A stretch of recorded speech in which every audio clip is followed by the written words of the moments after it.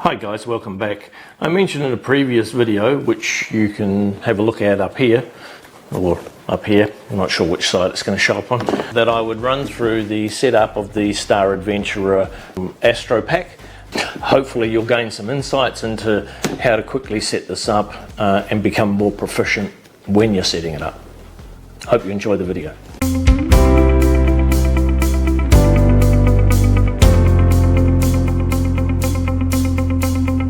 Okay guys, I'm going to run through the 4 chapters that this video is going to be comprised of. The first chapter is the component parts of the Star Adventurer to set it up to be able to use. The second part is the Star Adventurer mount head settings and adjustments that you can make to that.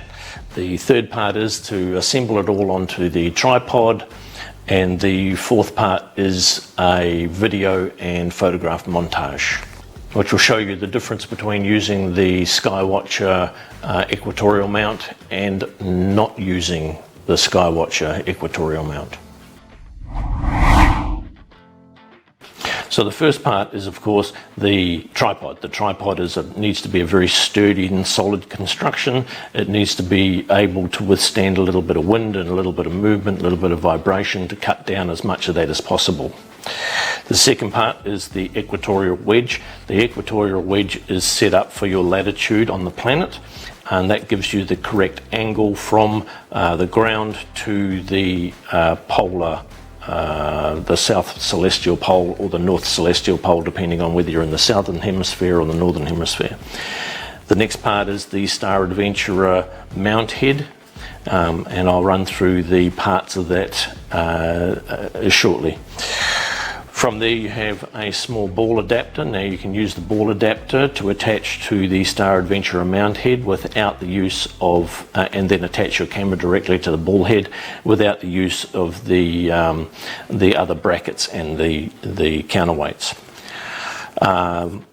Comprised within the Star Adventurer mount head, you have a polar scope that's used to set it up with the in the northern hemisphere the pole star, and in the southern hemisphere Arcturus.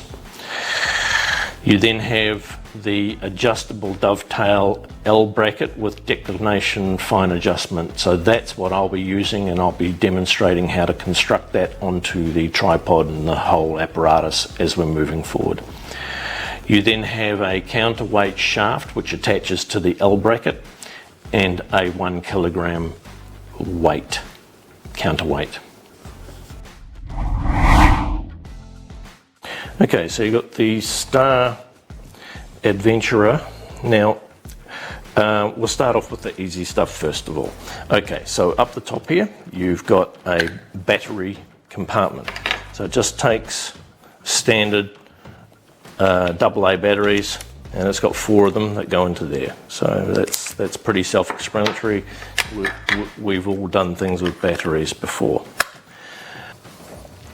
At the front here, you have a lens cover, and this is to that you're going to be using this when you are aligning the mount to the celestial pole, whether that's in the northern hemisphere or the southern hemisphere.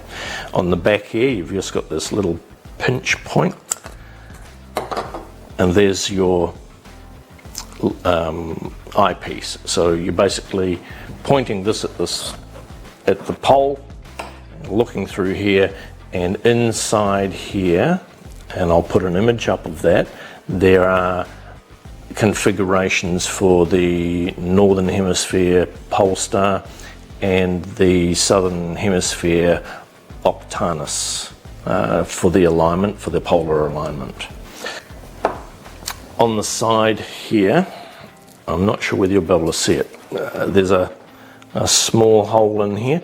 This is for a quick alignment to the pole star. In the southern hemisphere you can't see Octanus with the naked eye, but you can see the pole star with the naked eye, and you can line it up through here, which gets this close to where it needs to be before you do your fine adjustment. So that's for the northern hemisphere, not much use for the southern hemisphere. You have a selector, so Off position, obviously, you've got stars, sun, moon, and one's app, which you can have an app on your phone. Not really sure what the other three are, because I don't use the other three, I only use these three. Anyway, so you've got adjustments here, but you can download the manual and find out what these other ones are as you get more proficient with setting it up and using it. Right, on this side here, now this is actually really important. You've got a selector switch here, which has got an S and an N. Nice and simple. Southern hemisphere, you want to switch over to the S. Northern hemisphere, you want to switch over to the north. Pretty basic stuff. You've got a external power supply for a DC 5 volt USB connection there.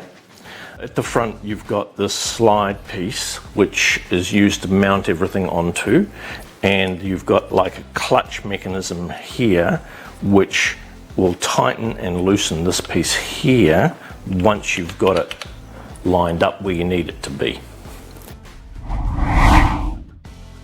Okay guys, I'm going to run through two ways of setting the tripod and mount up, the two different ways. Okay, so the first thing that goes on is the equatorial wedge, and you may have already set this up previously for your latitude.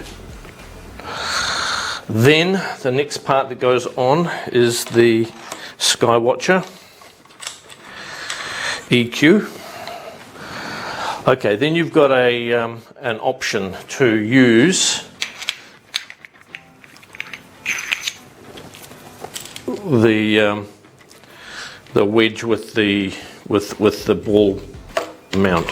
All right, so that can go on, and then your camera can be put directly onto the end of there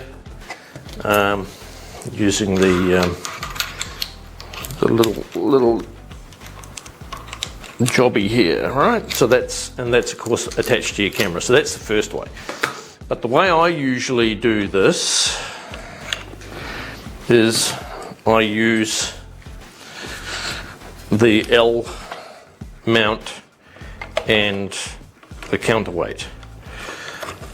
So that goes into there like so, and loosen the clutch so it swings around, and then my camera goes into here, nice and simple, easy peasy, and then you balance it by adjusting the weight here and get it so that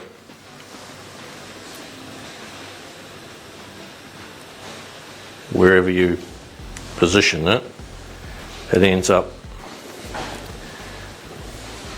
staying wherever you put it. Once you've done that, of course, you'd tighten the clutch mechanism and switch it on, and then it would start tracking what is ever up there. In between getting to here, you actually need to do one other piece, which is aligning this with the pole star. So you'd be doing that through the polar scope. And that's all there is to it.